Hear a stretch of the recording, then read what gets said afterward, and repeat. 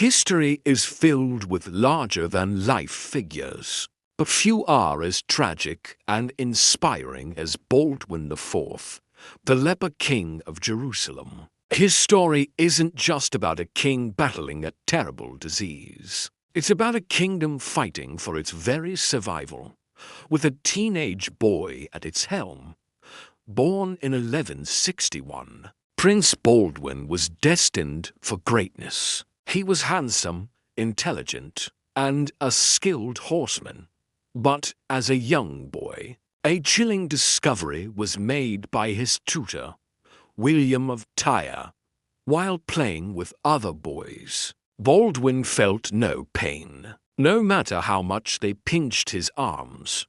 It was the first sign of the incurable disease that would define his life, leprosy. At just 13 years old, following his father's death, Baldwin was crowned King of Jerusalem. Imagine that, a teenager, already marked by a devastating illness, now responsible for a fragile kingdom surrounded by powerful enemies.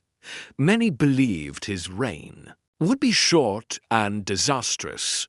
They couldn't have been more wrong. Baldwin's greatest adversary was the legendary Saladin, the brilliant Sultan of Egypt and Syria, who had united the Muslim world with one goal: to reclaim Jerusalem. Saladin saw a kingdom led by a sickly boy and thought it was the perfect time to strike. In 1177, Saladin marched on Jerusalem with a massive army of over 26,000 soldiers. Baldwin, now 16, could only muster a few hundred knights and a few thousand infantry. The odds were impossible. To make matters worse, Baldwin's leprosy was progressing. He could barely use his hands, but he refused to hide behind his castle walls.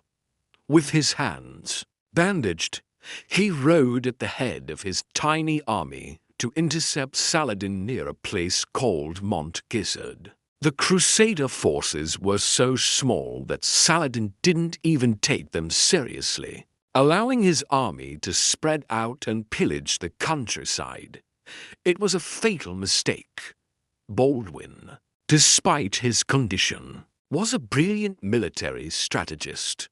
He ordered the true cross, a sacred relic believed to be part of the cross Jesus was crucified on, to be raised before the army. He then got off his horse, knelt before it, and prayed for victory. It was a sight that inspired his men to superhuman courage. He then led a surprise charge directly into the heart of Saladin's unprepared army. The result was a slaughter. Saladin's forces were completely routed. The great Sultan himself barely escaped with his life, having to ride a camel all the way back to Egypt. Baldwin, the 16-year-old Leper King, had achieved one of the most stunning victories in Crusader history.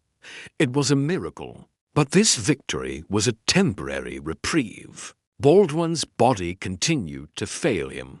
The leprosy ravaged his face, blinded him in one eye, and crippled his hands and feet. Yet, his mind remained sharp as a razor. He couldn't lead his armies on horseback anymore, so he had himself carried into battle on a litter, a type of portable bed, so his men could see their king was still with them, still fighting. His presence alone was enough to inspire his soldiers to fight with incredible ferocity. While Baldwin held his kingdom together through sheer force of will, the internal politics of Jerusalem were a mess. His court was filled with ambitious nobles, all jostling for power. They knew the king was dying, and they were all thinking about who would succeed him. The biggest problem was his sister, Sibylla. She was next in line for the throne, but she fell in love with a man named Guy de Lusignan. Guy was handsome and charming, but he was also arrogant, reckless, and a terrible military commander. Baldwin knew Guy would lead the kingdom to ruin. He tried everything to prevent their marriage and to sideline Guy from power. But courtly intrigue and his own failing health limited his options. He even had his 5-year-old nephew, Sibylla's son, crowned as co-king to try and secure a better future for Jerusalem. But it was a desperate move by a dying man. In his final years, Baldwin was completely blind and bedridden. The young, vibrant prince was gone, replaced by a figure ravaged by disease. Yet, he continued to rule. He met with ambassadors, dictated letters, and made decisions of state from his bed. He refused to give up, holding the kingdom together until his very last breath. King Baldwin IV died in 1185, at the age of just 24. He had ruled for 11 years, defying his disease, his political rivals, and the might of Saladin. He never lost a single battle he commanded in person. Tragically, Baldwin's worst fears came true almost immediately after his death. His young nephew died just a year later. Sibylla became queen, and she crowned her disastrous husband, Guy de Lusignan, as king. 2 years after Baldwin's death, in 1187, Guy led the entire Crusader army into a trap set by Saladin at the Horns of Hattin.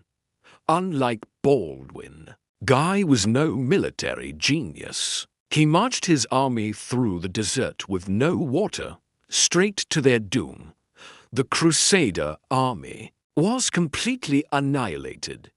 With its defenders gone, Jerusalem was left defenseless. Saladin captured this city a few months later, ending nearly a century of Christian rule. Everything Baldwin had fought so hard to protect was lost. The story of Baldwin IV is a profound tragedy.